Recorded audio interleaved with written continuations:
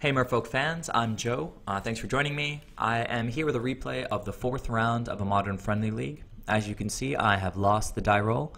The opponent will be on the play. This is a definite mulligan for me. The opponent kept 7, so I feel a little bit worse now. This is a keep, I guess, with a scry. Cursecatcher, blind against an unknown opponent on the draw. I guess that guy can go on top of the deck. I'll be able to get him out quickly with AEther Vial. So I'll put him on top, and let's see what the opponent has. So Temple Garden, I'm thinking maybe Birds or Noble Hierarch. But instead we see Slippery Bogle. Hexproof is one of our worst matchups. You guys probably know that. They're just so super fast. So Slippery Bogle on turn 1, there's that Cursecatcher I put on top of the deck. I'm feeling pretty bad in this spot, but I still just follow the game plan. Put out the AEther Vial and pass back to the opponent.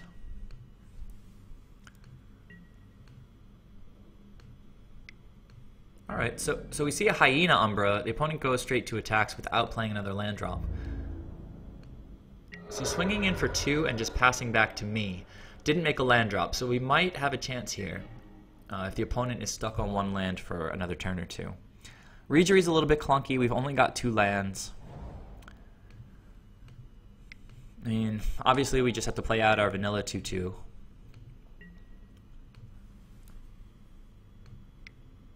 Okay, so another 1-drop enchantment. Rancor gives +2/+0 and trample. Alright, going straight to combat. Opponent's going to swing for 4-2 with a 4-2, and I'll go from 18 down to 14. And yeah, no land drop to follow up. On the end step, I'll put the Cursecatcher in and go to my turn. AEther Vial gets another counter, and I guess an Island Walk Lord would be good, but instead I draw another 3-drop. Things are pretty clunky on my side of the table, but also clunky on the opponent's side of the table with only 1 land. So I'm just going to crack in, continue racing with the opponent. I'm a little bit slower right now, but we'll take him from 18 down to 15 and cross our fingers for better draws in upcoming turns. So straight to the beginning of combat. No more 1-drop enchantments. Opponent's feeling pinched on this 1 mana, I think. Okay, swings for 4. I have no blocks, so I'm going to go down to 10. And let's see. End of combat, second main phase. Well, the opponent had another 1-drop enchantment. I don't know why he didn't play that in his first main. He could have hit for 1 more point of damage. A little bit strange. Maybe he was expecting Spellskite or something? But I would still do it if he played it in first main. Just seems like a mistake. Alright, so for my turn I get to take AEther Vial up to 3 and get one of these clunky 3-drops out of my hand.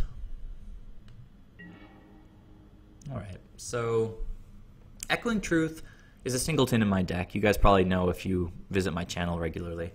And it's a great one to have in this matchup because it's one of the few ways we can interact with them. If they attack, for example, with First Strike, we can bounce the Hyena Umbra and get rid of First Strike. Potentially opening up opportunities to actually trade with their creatures. In this case, he's got another Totem Armor effect, so if we bounce the Hyena Umbra on their next attack, we would just effectively trade with a Spider Umbra. Then the opponent could play out the Hyena Umbra again. Not really the most effective use of Echoing Truth. The strongest situation is when we can bounce multiple of the same aura, like 2 Rancors, or especially bouncing Daybreak Coronet. Actually, the best situation is early in the game when the opponent has just a single enchantment on a creature and they try to jam Daybreak Coronet. If you Echoing Truth the enchantment that's already on the creature, Daybreak Coronet will get countered because it can only target creatures that already have an aura attached to them. So effectively, Echoing Truth can counter Daybreak Coronet. So this turn, I could put out the Reejerey and swing for more points of damage. Another option is just to potentially put Kira in and then get more Devotion for Master of Waves the next turn. I got into a pretty complicated line of thought here, along with Echoing Truth, thinking that I would bounce this Hyena Umbra, play the Reejerey, and try to block his Slippery Bogle next turn, but so I'm leaving back the Harbinger for that, but then I think I reconsidered it and ultimately decided not to block, so kind of a misinformed attack there. I probably should have gotten in with both of my guys, potentially also putting in the Reejerey to swing for a little bit more. So opponent's going to combat, still not playing a land. Now they're just swinging for 5 here. I don't have to block. I don't have to use my Echoing Truth. If they still only have 1 land up, it's not very threatening if they play another 1-drop enchantment. I've got the Echoing Truth to sort of take care of anything that might be really, really threatening. Like I can turn off Trample by bouncing the Rancor when I need to, like next turn. So I'm thinking I want to keep my creatures here, actually, and maybe even play Kira, be a little extra greedy on Devotion for Master of Waves. I'm not feeling super duper threatened with the opponent only on 1 land. So again, I should have attacked with Harbinger if this was going to be the case this turn. So I take 5.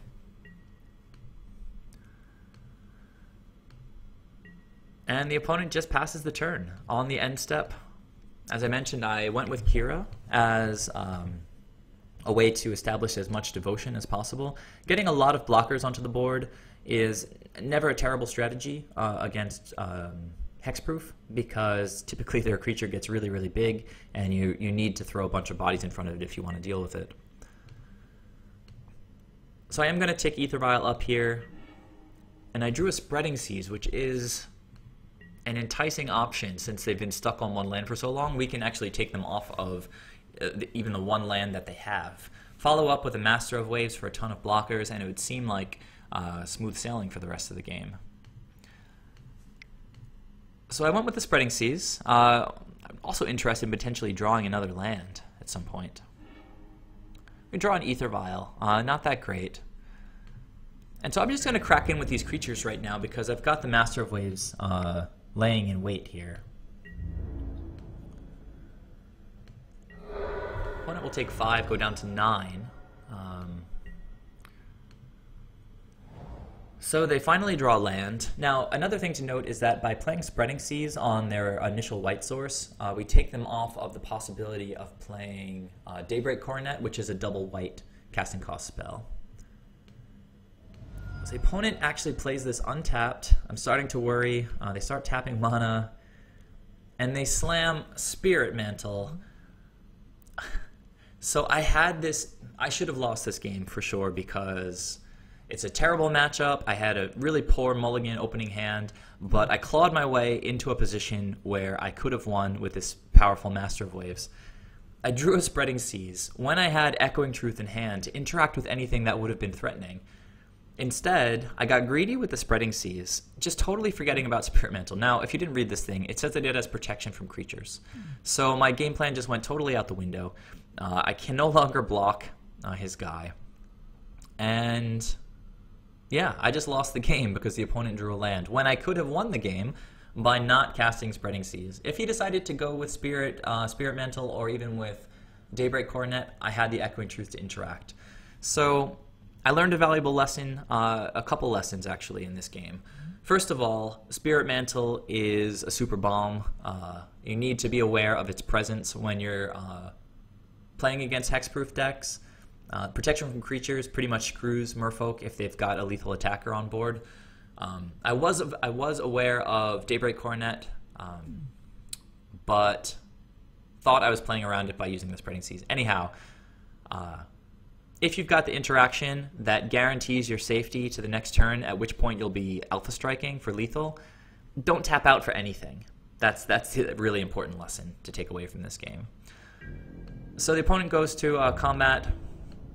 As soon as he turns his guy sideways, I have to scoop because I'm a dummy. So I lost game 1. I lost my opportunity to go 10-0 for the first time. Let's see how game 2 went. So I'll be on the play. I guess that's something. Even though we don't really have a lot of things to bring in from the sideboard, just bringing in the 3 negates, basically, to try to counter Daybreak Coronet and Spirit Mantle. I'm going to play, and let's see the opening 7. This is pretty sketchy. So the only things in our deck that interact with Hexproof are blockers, basically, and then the negates that I brought in and the single Echoing Truth that I have. We do have a negate, but we have no blue mana. I think this is a mulligan. So I mulligan to 6, and we managed to find... Actually, Spreading Seas is another decent way to interact since they don't play a lot of lands. We have a negate, we have a creature, we have a Mutavault. That's solid. Now let's see if the opponent mulligans. So he does. He went to 6 and 5, 4 and 3. 2, and looks like the game has ended. So the opponent mulliganed down to 2. So I guess one of the things about Hexproof is that while it is a terrible matchup, it's only a terrible matchup when they actually get cards to play. Like they don't play a lot of lands, they don't play a lot of creatures. They need a very particular balance of lands, creatures, and enchantments. And that doesn't come together every single game. We saw in the first game he only had 1 land and should have lost to us. In this game, they just mulliganed to Oblivion. So right back in it at 1-1. And let's see how the third game went here. Hopefully it'll actually be a little bit more interesting. Opponent's back on the play. Unfortunately, I think this is a keep. We've got Aether Vial to sort of accelerate our tempo, but we're going to need to draw creatures and not a bunch more lands. So the opponent was on the play and chose to mulligan to 6. He's mulliganing again. So he's down to 4. Decided to keep on 4. So we got a massive card advantage off the bat. So Windswept Heath passing the turn, another Aether Vial. So maybe not too much card advantage, since if we look at the value of each card, it's not particularly high in our hand. Gonna play an island and an Aether Vial and just pass the turn back. The opponent cracks his Windswept Heath and actually grabs a Dryad Arbor. Signal that he might not have a hexproof creature in hand, might just want to strap some enchantments onto the Dryad Arbor. So his only land in hand other than that fetch was Horizon Canopy, so he's taking some damage just by making green mana. We see a Spider Umbra on his land. It's pretty rough because we've got this Harbinger of Tides that can bounce it, right? Setting him back a land drop and destroying one of his enchantments. So we get hit for 2, bringing us both to 18. And for my turn, I'll get to tick Aether Vial up and draw another Aether Vial. So I'm effectively mulliganing after I kept on my 7. Play a second island, play a Harbinger, bouncing his land, destroying the Spider Umbra. It's a pretty huge blowout, especially against mulligan to 4.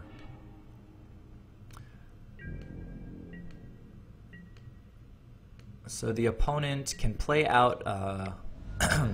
So I guess they drew into a hexproof creature. Have to pay 1 life to cast that guy. Now they replayed their Dryad Arbor, which has Summoning Sickness, so he can't use that for mana this turn. Cursecatcher gets to enter the battlefield. Aether Vial is going to get ticked up to 2, and Echoing Truth, pretty poor in this spot since Dryad Arbor can't be targeted by Echoing Truth, and Slippery Bogle has Hexproof, so obviously can't be targeted by it. Still very happy to see it, though, because the only way they're going to win the game is with some bomb auras that they draw, and Echoing Truth gets to blow that out. So play Wanderwine Hub, reveal the Master of Waves. I'm just going to play out one of my Aether Vials, leave up mana for Echoing Truth, and attack with both of my creatures. If the opponent wants to block and trade with either of his creatures, I'm pretty happy with that. But he didn't do it. So there's a Plains, and what are we going to see? Hyena Umbra on the Hexproofer.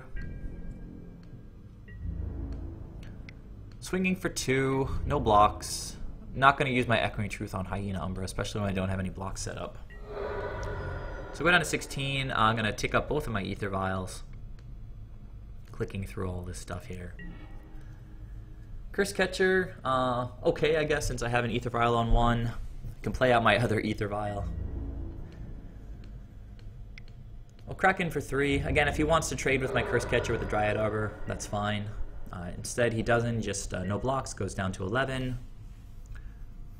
I'm going to play an Aether Vial and pass the turn, again leaving up Echoing Truth. If the opponent is setting up a Daybreak Coronet, it's not going to end well for him.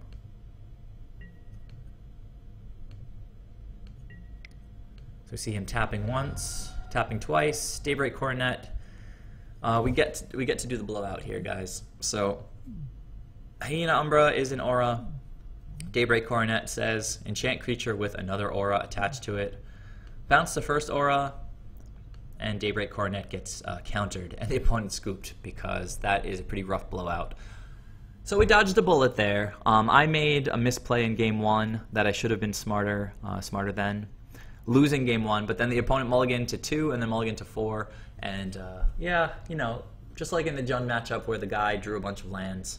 I don't feel super proud about the wins, but I'll take them. Let me know your guys' thoughts on the matchup. Maybe there's some tech that I haven't thought about, but it tends to be really terrible, right? Our Tidebinder Mages can't tap down their green creatures.